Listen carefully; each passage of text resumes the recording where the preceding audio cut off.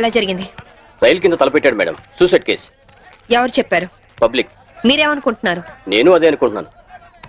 నిన్నటి నుంచి ఈ రూట్ లో రైలు రోకో జరుగుతుంది. రైలు రోకో జరుగుతుండగా ఈ రూట్ లో ట్రైన్లు వస్తాయా? రావు మేడం. ట్రైన్ రానప్పుడు సూసైడ్ చేసుకునే అవకాశం ఉందా? లేదు మేడం. మరి సూసైడ్ అని మీరు ఎలా కన్ఫర్మ్ చేశారు? చేతిలో లాఠీ ఉంటే సరిపోదు, తల్లో బ్రెయిన్ ఉండాలి. ముందు బాడీని పోస్ట్ మార్టానికి పంపించండి. Yes madam.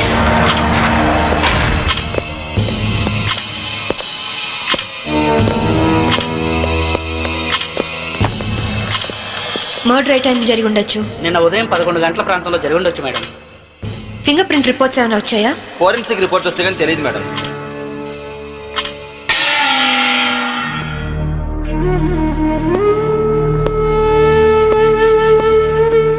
నమస్తే అమ్మా, నా పేరు సాంబవి. మీ ఆయన కేసు ఇన్వెస్టిగేట్ చేయడానికి వచ్చాను. మీరు నాకు సహకరించాలి.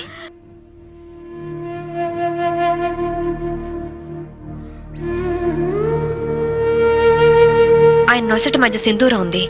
నిన్న ఆంజనేయ స్వామి గుడికి వెళ్ళాడమ్మా? ఆయన ఒక్కరే కాదు, ఇద్దరం కలిసి వెళ్ళాం.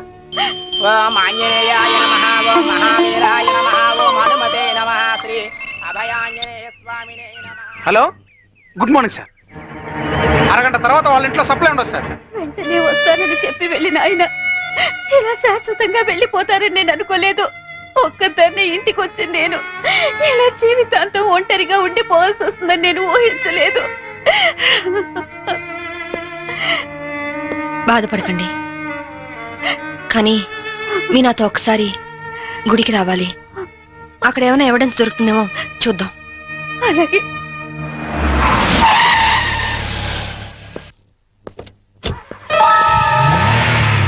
గేట్ తాళం తీ. రాత్రి వేసిన తలుపు ఉదయం 5 వరకు తెరవరమ్మా. సరే రండి.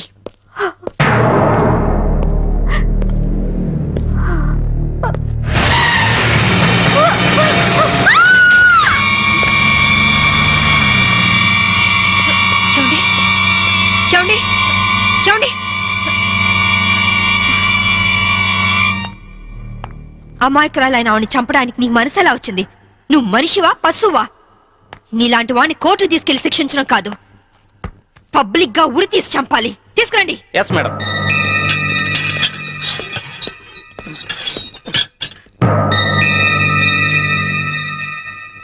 డ్రైవర్ గా నీ ఎక్స్పీరియన్స్ ఎంత ఉండొచ్చు? 20 ఏళ్ళు మేడం. 20 ఏళ్ళు ఎక్స్పీరియన్స్ ఉండి అంత నిర్లక్ష్యంగా నడిపి యాక్సిడెంట్ చేసావంటే నేను నమ్మను. అప్పుడు నేను తాగున్నానమ్మా. ఏం చేస్తున్నానో తెలియని మైకంలో అలా జరిగిపోయిందమ్మా. ఏయ్! ఎవరో చేసిన తప్పుకి నువ్వు బలిపశువు కావద్దు. వాళ్ళని శిక్ష నుంచి తప్పించడానికి నేరం నీ మీద వేసుకోవద్దు. నేరం రుజువు అవుతే నీకేం శిక్ష పడుతుందో తెలుసా? ఉరి శిక్ష. తప్పు చేశాక శిక్ష తప్పదుగా మేడం. అవును, తప్పదు. లక్ష్మి, యాండి నువ్వెందుకు వచ్చావు ఇక్కడికి? What happened? యాండి, బ్రోతల్ కేసు మేడం. నాకేం తెలీదు, నేనే పాపం చేయలేదండి. తప్పు చేస్తూ దొరికిపోయిన ప్రతి వాళ్ళు చెప్పేది ఇదే. రేయ్, ఏం జరిగిందో నువ్వు చెప్పు. బుద్ధిగడి తిని 1000 రూపాయలు ఇచ్చిన ఐటమ్ తేవిని బుక్ చేసుకున్నారు. సడన్ గా రైడింగ్ జరిగింది, ఇద్దరం దొరికిపోయాం. ఇదంతా కట్టు కదా అమ్మా. వీళ్ళ మాటలు నమ్మొద్దమ్మా. నా భార్య నిప్పు ఇట్లాంటి తప్పు పనులు చచ్చినా చేయదు. ఇదంతా కట్టు కదా. రాత్రంతా నీ భార్యతో గడిపిన వీడు చెప్పేది, రైడ్ చేసి రెడ్ హ్యాండెడ్ గా వీళ్ళిద్దరిని పట్టుకుని ఎస్ఐ చెప్పేది నీ కట్టుకథలా ఉందా? ఖచ్చితంగా ఇది కట్టు కదా. అంటే నేను చెప్పేది కట్టు కదా, వాళ్ళు చెప్పేది కట్టు కదా. నువ్వు చెప్పేది నిజమని ఎలా నమ్ముకుంటావు? రాత్రంతా నేను నా పిల్ల మా ఇంట్లోనే ఉన్నాం. ఓ, అయితే నిన్న రాత్రి కార్ డ్రైవ్ చేసింది, యాక్సిడెంట్ చేసావని చంపింది నువ్వు కాదన్నమాట. I'm I right? చెప్పు, కార్ నడిపింది ఎవరు? ఆ దారుణాన్ని కారణం ఎవరు చెప్పు. ధనరాజు గారి తమ్ముడు బాలరాజేనమ్మా. నేను యాక్సిడెంట్ చేసినట్టు ఒప్పుకుంటే లక్షిస్తామన్నా, లేకపోతే నన్ను నా భార్యను చంపేస్తామని బెదిరించారమ్మా. నీ ప్రాణానికి వచ్చిన భయమేం లేదు. ఇక్కడ చెప్పిందే రేపు కోర్టులో చెప్పాలి.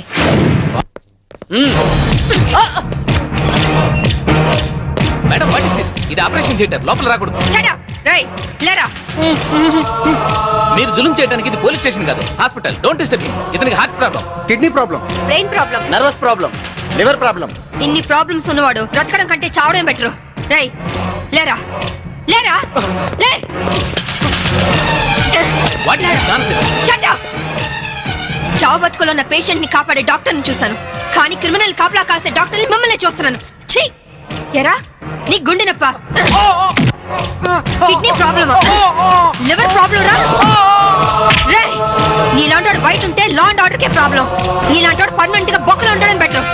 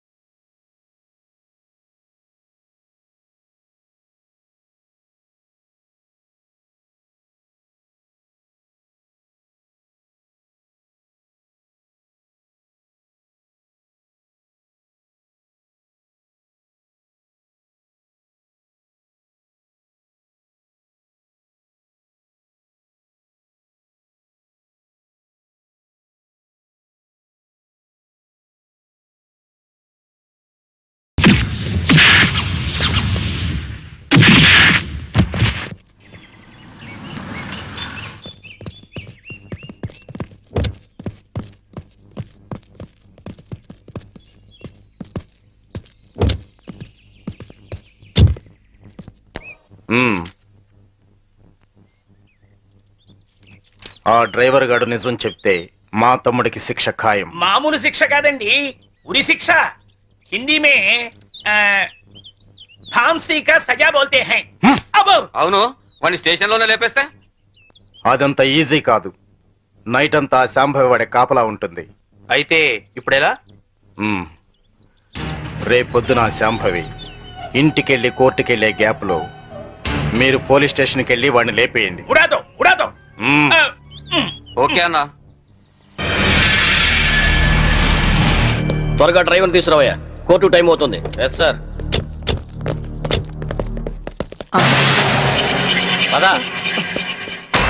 పదమంటుంటే నేను రాను, నేను మాత్రం కోర్టుకు రాను. ఒకవేళ మీరు నన్ను బలవంతంగా తీసుకెళ్ళినా బండి తోలేని ధనరాజు తమ్ముడని చెప్పను, నేను తోలేనని ఒప్పుకుంటాను.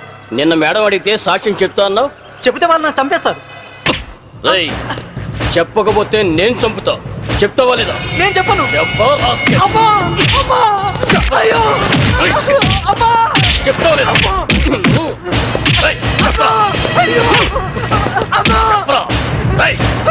చెప్తావా లేదా? చెప్తావా లేదా?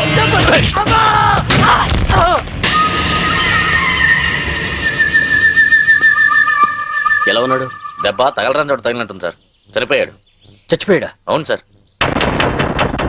అన్న, సిఐ డ్రైవర్ గారిని కోర్టులో సాక్ష్యం చెప్పమని కొడితే వాడు చచ్చాడు.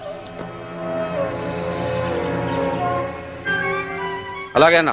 పోలీసులు నశించాలి, పోలీసులు నశించాలి, పోలీసులు నశించాలి, పోలీసులు నశించాలి, పోలీసులు నశించాలి, పోలీసులు నశించాలి. ACP Shambhavi down down, ACP Shambhavi down down, ACP Shambhavi down down, ACP order order.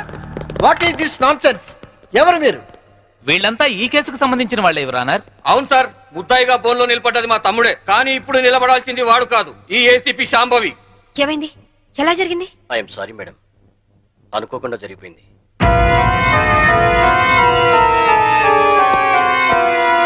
ఏమిటి మీరు అనేది? నిజం సార్, కోర్టుకొచ్చి సాక్ష్యం చెప్పాల్సిన మా వాడిని కాటికెళ్ళేలా చేసింది ఈ ఏసీపీ. మీరేమైనా చెప్పదలుచుకుంటే బోన్లోకి వచ్చి చెప్పండి. పోలీసు మామూలు ఇవ్వడం లేదన్న కోపంతో నీతిగా వ్యాపారాలు చేసుకునే మా మీద ఈ ఏసీపీ ఎప్పటి నుంచో కక్ష కట్టింది సార్. యాక్సిడెంట్ చేసిన మా డ్రైవరు తప్పు చేసింది తానేని ఒప్పుకొని లొంగిపోయినా వినకుండా మా అన్నయ్యని ఎలాగైనా ఈ కేసులో ఇరికించాలని చూస్తాం సార్. యాక్సిడెంట్ చేసింది మా తమ్ముడేనని కోర్టులో తప్పుడు సాక్ష్యం చెప్పమని మా డ్రైవర్ను కోరింది.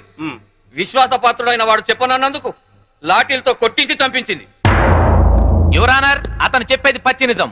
పోలీసుల దౌర్జన్యానికి, అరాచకానికి ఈ లాకప్ డెత్ నిలువుటద్దం లాంటిది.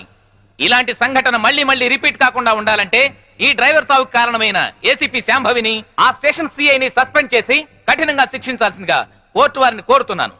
That's all your honour. ఏసీపీ గారు, what is your explanation?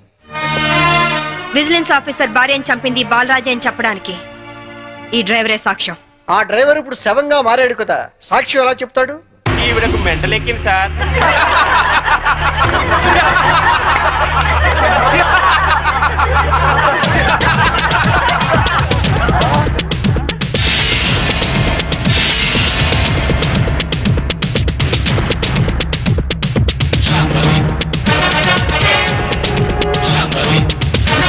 చచ్చాడనుకున్న driver బతికి లేచినందుకు షాక్ అయినట్టున్నారు. మీ మొహాల మీద నీళ్లు కొట్టించాలా లేక మిమ్మల్ని కూడా జైల్లో పెట్టించాలా? మిసెస్ శాంభవి, ఏమిటిదంతా? 1 minute యువర్ ఆనర్. ఇన్స్పెక్టర్, జరిగింది చెప్పండి. Yes madam. యువర్ ఆనర్, డ్రైవర్ను కోర్టుకు తీసుకొస్తుంటే వీళ్ళందరూ అతని చంపాలని కోర్టు బయట కాపు కాశారు. అది పసిగట్టి నేను మేడం గారికి ఫోన్ చేశాను. మేడం గారు ఈ డ్రామా అంతా ఆడమని ప్లాన్ చేశారు యువర్ ఆనర్. లేకపోతే వీళ్ళు నన్ను నిలువునా చంపేసే వాళ్ళయ్యా. ఆఫీసర్ భార్యని యాక్సిడెంట్ చేసి చంపేసింది ఈ బాలరాజే.